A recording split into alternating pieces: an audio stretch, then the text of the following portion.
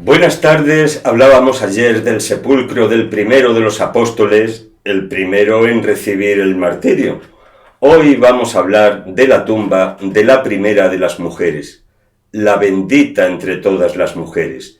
Hablaremos de la tumba de la Virgen María en Jerusalén. Pero ¿no habíamos oído decir que la tumba, el sepulcro de Nuestra Señora se hallaba en Éfeso? Vamos a tratar de desentrañar la historia que hay detrás de esta doble localización. En el año 431, entre los meses de junio y julio, se desarrolla en este antiguo puerto de la actual Turquía el concilio de Éfeso, el concilio en el que se declara a la Virgen María como Madre Theotokos, Madre de Dios, no solo Madre de Cristo. Y es solo a partir de esa fecha cuando en distintos sermones del área de influencia de Éfeso se comienza a referir la localización de la tumba de la Virgen en esa ciudad. Sin embargo, ninguno de los antiguos peregrinos mencionan o hacen referencia al sepulcro de Nuestra Señora en Éfeso.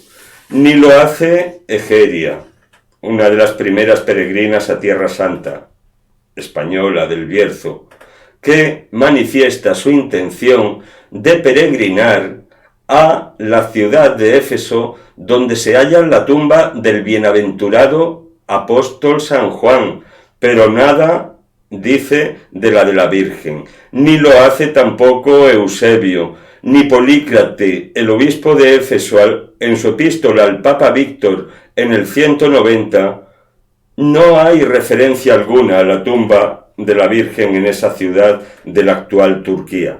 Sin embargo, toda la tradición avala la presencia del sepulcro de Nuestra Señora en Jerusalén, aún cuando haya un evidente silencio en los primeros siglos al que nos referiremos posteriormente. La tesis de la localización del sepulcro de la Virgen en Éfeso ha hecho fortuna fundamentalmente a partir de las visiones de Santa Catalina de Imerich, que según las revelaciones de esta santa, es allí en Éfeso donde se ha de localizar el sepulcro de Nuestra Señora. Pero a la tesis de Santa Catalina de Imerich se la podría oponer fácilmente la tesis de Santa Brígida de Suecia. Esta santa, orando ante la tumba de la Virgen María en Jerusalén, en el valle de Josafat, tuvo una aparición de la Virgen diciéndole: después de mi muerte he descansado en este sepulcro de donde fui trasladada al cielo. Lo cierto es que la localización en Jerusalén del sepulcro de María se sustenta, tiene como literatura que la sustenta los evangelios apócrifos de la Dormición, la Dormitio Mariae y la Translatio Virginis. En Éfeso lo que se trata es de restar toda credulidad a esta literatura apócrifa, fantasiosa ciertamente en muchos aspectos, pero de cualquier libro malo, se dice siempre, se puede extraer algo bueno. Pues así ocurre aquí. No por fantasiosa puede dejar de tener ciertos visos de realidad o algún elemento veraz que nos sirva como elemento histórico. Es lo que ocurre aquí. Lo que dice esta literatura apócrifa básicamente es que se le aparece un gran ángel a Nuestra Señora anunciándole que se traslade al Monte de los Olivos y allí recibe un anuncio, el de su próxima partida de entre los mortales, su dormición.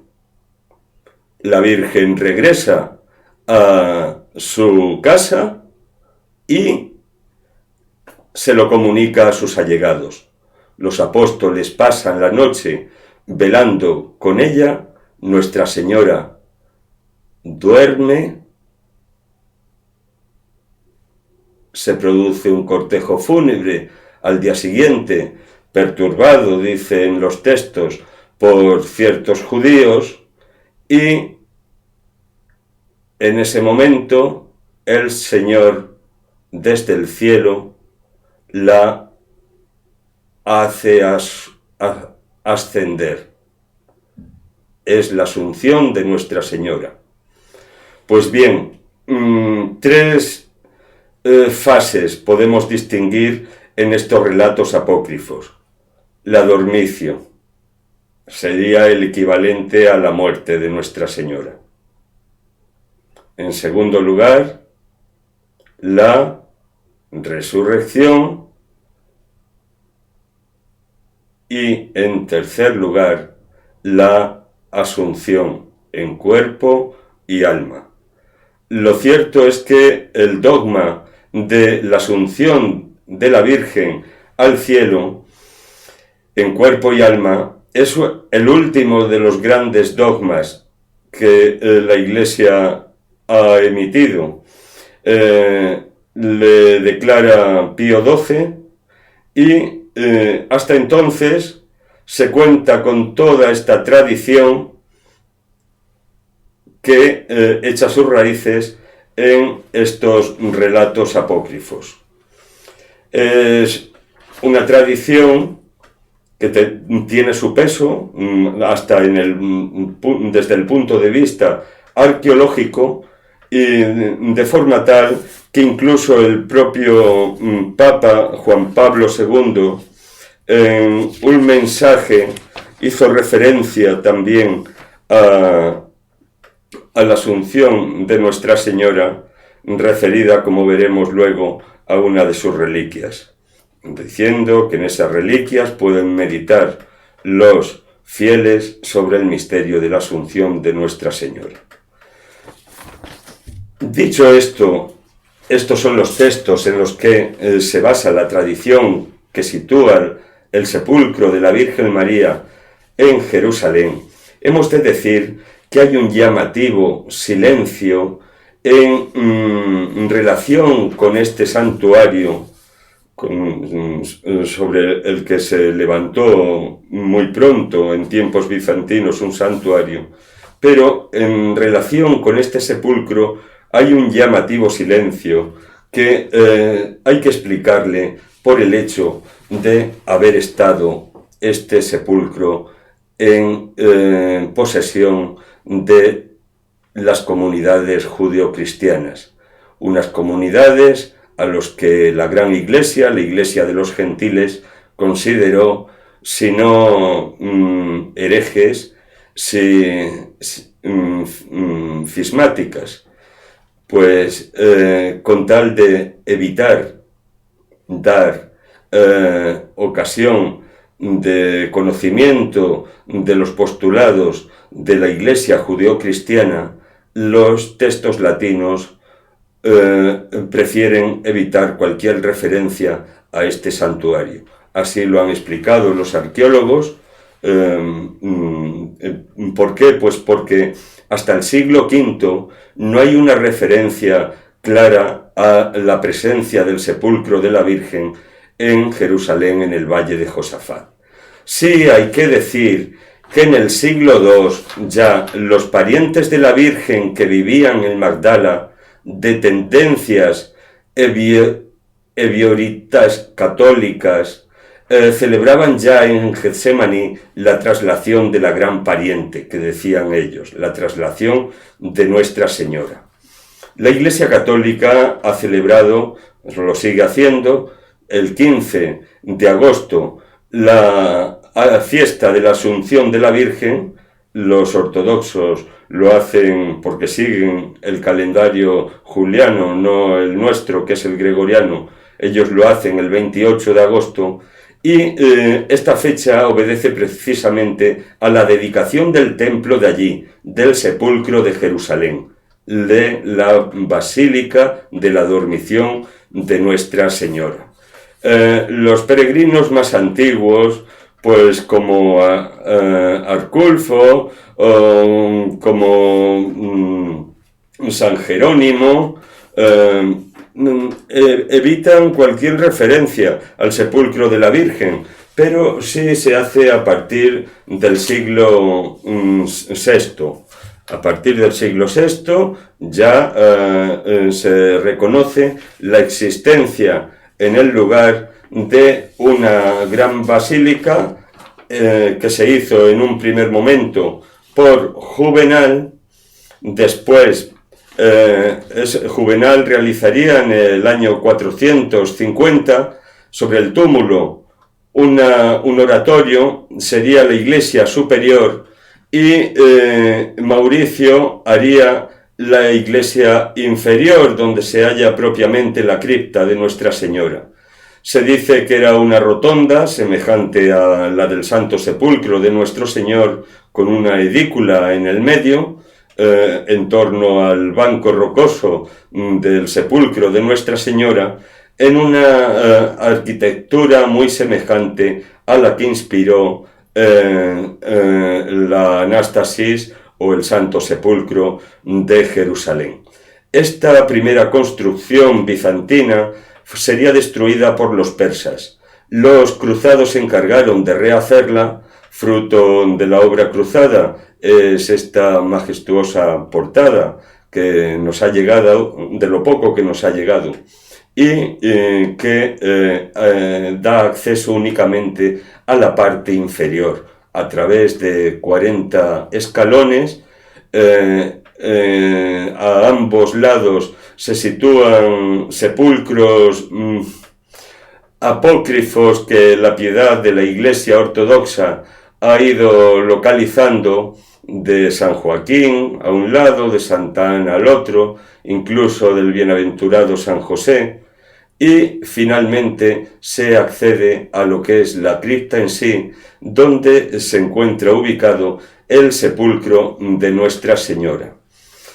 Era esta una iglesia que tuvo que ser levantada, ya dijimos, tras la destrucción persa de la bizantina, tuvo que ser reconstruida por los cruzados, y gracias a los favores de doña Juana de Nápoles y Sicilia, que se entendía diplomáticamente muy bien con el sultán de Egipto, logró que se confiara su custodia a los frailes de la Cuerda. Ya hemos visto de las buenas maneras de esta reina, hija de Jaime II de Aragón, para con los frailes de la Cuerda en Tierra Santa. Pues bien, en ella estuvieron como custodios los frailes de Tierra Santa hasta el siglo XVIII. En el siglo XVIII, la existencia del catolicismo allí en este santuario deja de ser pacífica porque es arrebatada por los griegos. Se consigue firmanes del sultán turco en defensa de la propiedad española. Sin embargo, nosotros tenemos los firmanes, pero la propiedad la tienen los griegos ortodoxos. Como decíamos, en tiempos medievales pasan ya a hacerse cargo de este santuario sobre el sepulcro de Nuestra Señora los franciscanos. Eso sí, compartiendo culto con los propios musulmanes. Los musulmanes, cuando fue tomada la ciudad a los cruzados, no dejaron nunca de venerar aquí el recuerdo de María.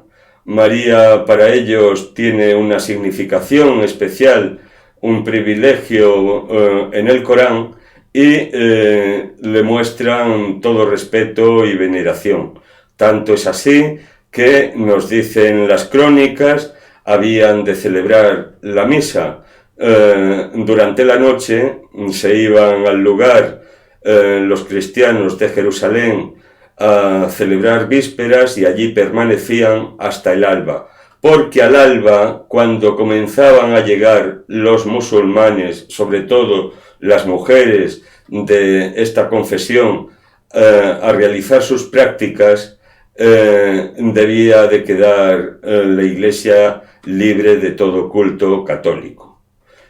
Incluso en la actualidad tienen su lugar para las prácticas religiosas de su credo los musulmanes, aún estando en posesión de la Iglesia greco-ortodoxa y de los armenios.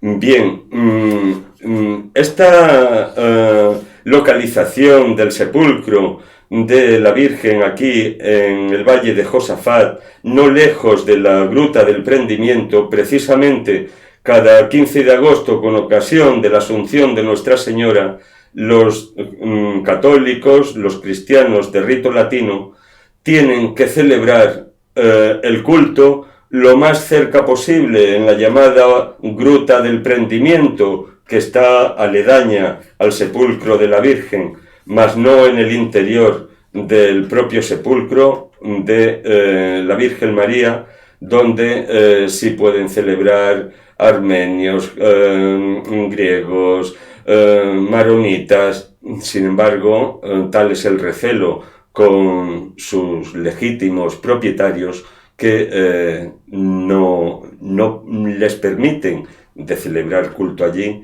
habiéndolo conseguido ellos de manera torticera. 2 veces estuvo Solimán, hablábamos de la consideración que tienen los musulmanes también hacia este santo lugar nuestro del cristianismo. 2 veces estuvo orando allí ante la tumba de la Virgen. Es una iglesia, como cripta que es, sumamente oscura. Se baja, ya digo, por 40 escalones y antiguamente, hasta los años 70, estuvo iluminada tan solamente por multitud de velas. Muchas velas le daban, pero todas juntas eran insuficientes. Con ocasión de las múltiples lluvias que la negaban, las últimas realmente serias fueron la de 1948 y la de 1972. Al estar en el cauce del Cedrón, el agua rebasaba y la escalera de acceso era una auténtica cascada hasta el sepulcro de Nuestra Señora, con lo que tenían que estar continuamente los sacerdotes greco-ortodoxos mudando tapicerías, iconos. Por cierto, en su fiesta de la Asunción, el 28 de agosto, trasladan desde la iglesia del santo icono de Nuestra Señora de la Dormición aquí al propio sepulcro, trasladan en una procesión muy solemne, con mucho incienso, mucho cántico, propia del credo ortodoxo, el icono riquísimo de la Virgen, que poseen en este templo también del Monte de los Olivos, propiedad de ellos.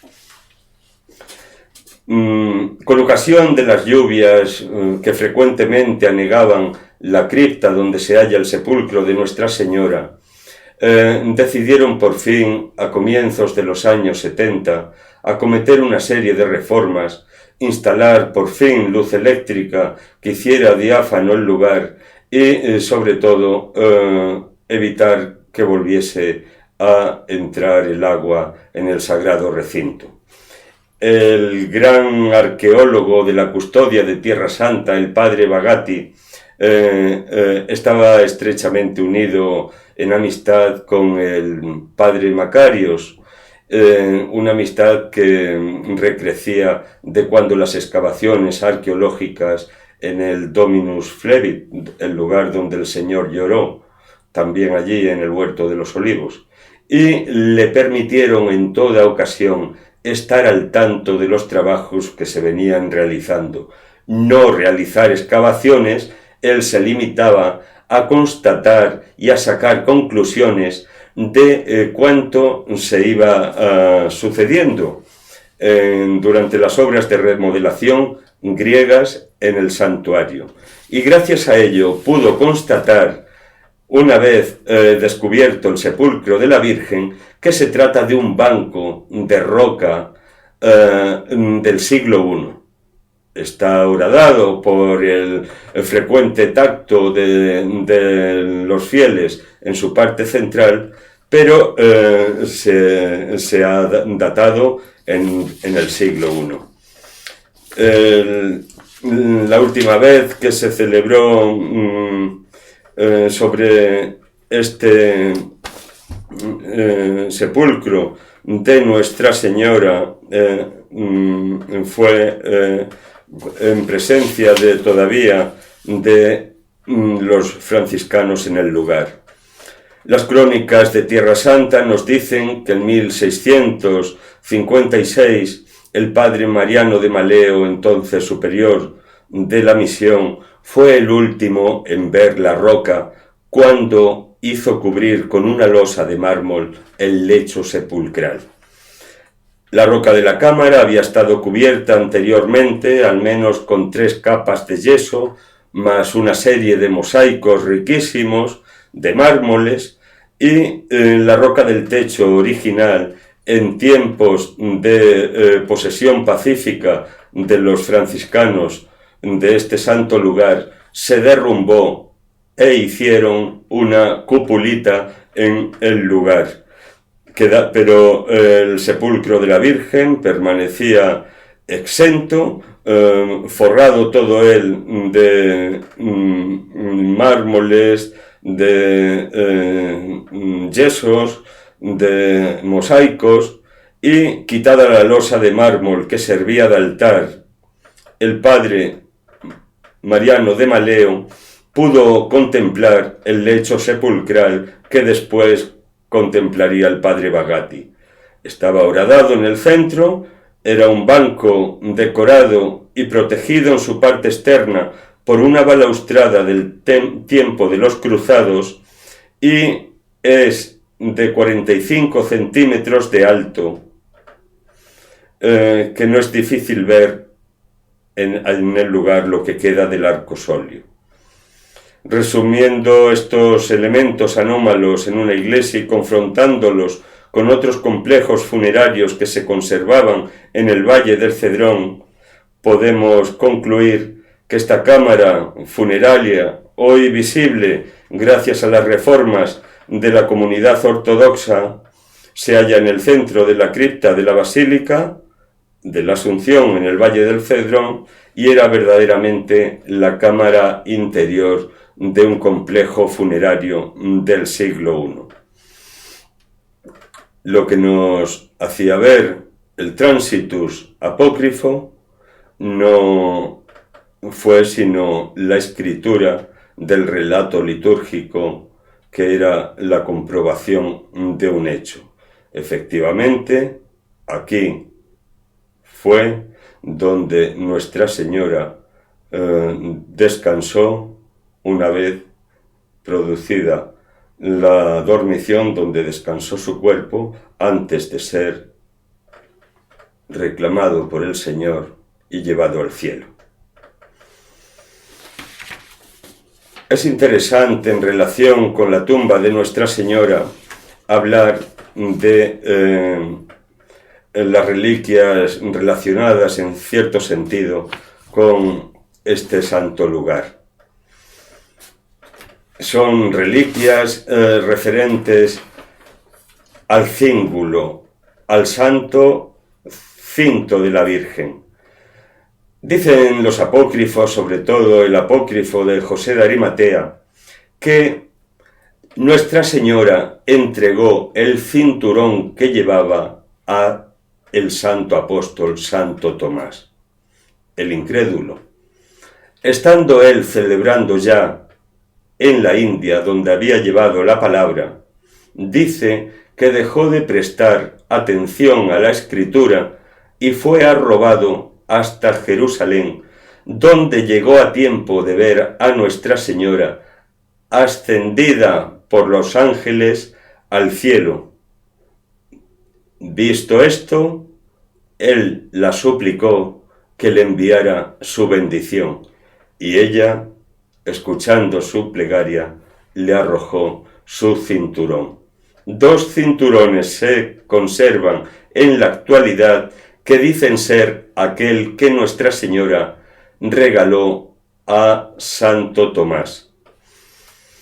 Un fragmento en Italia de 83 centímetros de largo por 3 de ancho y un santo cinto de Teotocos, que así se llama el cinto de la Madre de Dios, que se conserva actualmente en el monte Athos, concretamente en el monasterio de Batopedi. Vamos a hacer una referencia a ambos cinturones. El santo cingolo o Sacra Cintola se conserva en la Catedral de Prato, en Italia. Es de lana de cabra y está adornado con hilos dorados. Dice la tradición, amparada en las escrituras que acompañaban a la santa reliquia, que en 1141 un mercader llamado Michele da Gomari había recibido como dote de su matrimonio con una joven María natural de Jerusalén este cinturón que conservaba la familia, descendiente esta familia del sacerdote al que se le confió Santo Tomás una vez llegó a él como presente de la Virgen. En 1172, Michele da Gomari, el caballero, mercader, en su lecho de muerte, entrega esta santa reliquia a un sacerdote y le cuenta todo lo que él conoce relacionado con ella.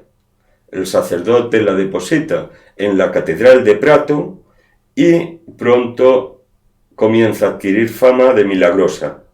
Allí se trasladó incluso en el año 1212 San Francisco de Asís a venerar la sagrada reliquia, el cinto o la Sacra Cintola de Prato.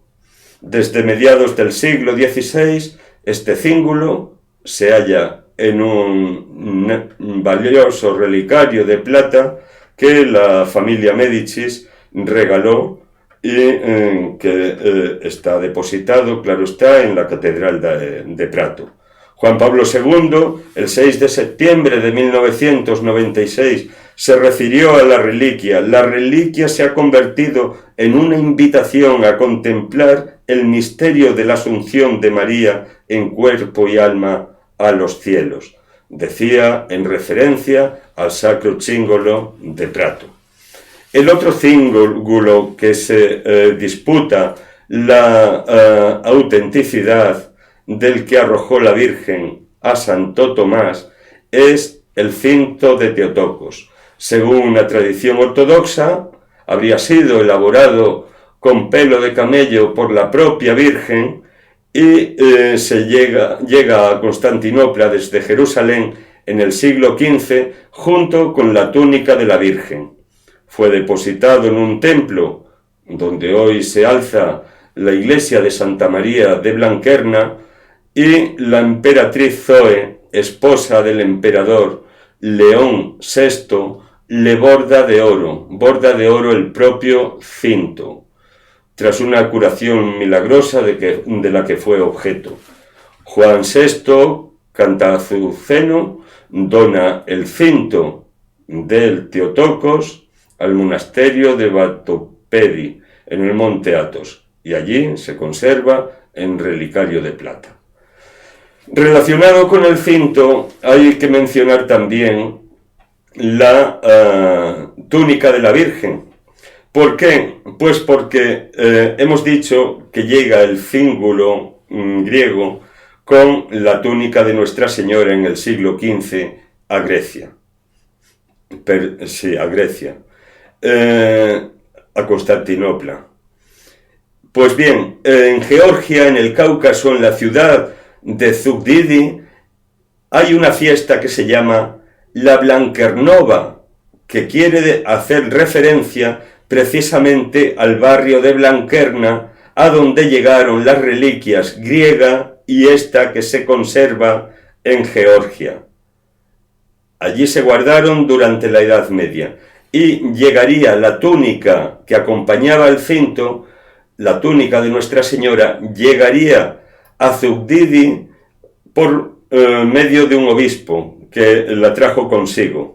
Sería la última túnica que llevara el cuerpo de Nuestra Señora asunta luego al cielo y actualmente se conserva en el Museo Palacio de Dadiani, allí en Georgia. No se acaban aquí las reliquias relacionadas con este momento. En Chartres, la espléndida, la mejor catedral, al menos en cuanto a vidrieras, consagrada a la Asunción de Nuestra Señora precisamente, se conservó, también se conserva hoy lo que se llama el velo de la Virgen. Durante mucho tiempo era conocido por conservar la túnica de la Virgen, un tejido que regalado por Carlos el Calvo como un procedente del tesoro de su abuelo Carlomagno, se pudo comprobar en tiempos recientes, en 1927, que al menos tiene 2000 años de antigüedad. Durante mucho tiempo, los peregrinos que acudían allí iban a ver la túnica de la Virgen. Hoy Chartres es conocida fundamentalmente por las mejores vidrieras del gótico, de toda la cristiandad. Antiguamente las vidrieras eran un adorno y la joya de la catedral era la túnica de la Virgen, lo que ahora es el velo de la Virgen. El tránsito de la Virgen, puesto que somos madrileños, aparece bien expresado en uno de los cuadros más adorables del Museo del Prado. Nosotros, tan amigos de hacer escalafones, hemos de decir que hace años, cuando se preguntó a la gente cuáles de las obras del Prado salvarías en caso de algún infortunio que las hiciera peligrar, entre otras, el tránsito de la Virgen del siglo XV, de Andrea Mantegna, espectacular como en un espacio tan reducido de tabla, porque está pintado sobre tabla, Mantegna se las arregla para poner tan armoniosamente a todos los apóstoles y a la Virgen. Hay que decir que falta la parte superior, que se encuentra en Ferrara, y es donde aparece Jesucristo, que es el que hace elevar el cuerpo de Nuestra Señora, y está de la mano de Mantegna, rodeado de ángeles. Este es un cuadro que se encargó en su día para la capilla ducal de Mantua, fue vendido por la familia de los Gonzaga al rey Carlos I de Inglaterra. Una vez decapitado, sus bienes fueron subastados en Almoneda. Jean-Baptiste Gaspars, el pintor y marchante flamenco, lo adquirió, y de él lo adquirió el embajador en Londres de Felipe IV para la colección real, de donde ha pasado a nuestro querido Museo del Prado. Aquí está, aquí estáis vosotros, lo sé, conmigo, y mañana, si Dios quiere, lo volveremos a estar. Un abrazo, amigos.